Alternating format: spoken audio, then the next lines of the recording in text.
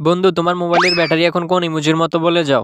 মানে মানে ইস প্রেম ভালোবাসা। চলো আমরা প্রথমে সেকাকোর ইমোজিটাকে আর্ট করে দেখি ওর ব্যাটারি কত পার্সেন্ট। এই হালার ভিতরে কোন মেয়ে সেকা দিছে কমেন্টে বলে যাও। এই সেকাকোর ইমোজিটার ব্যাটারি মাত্র 1%।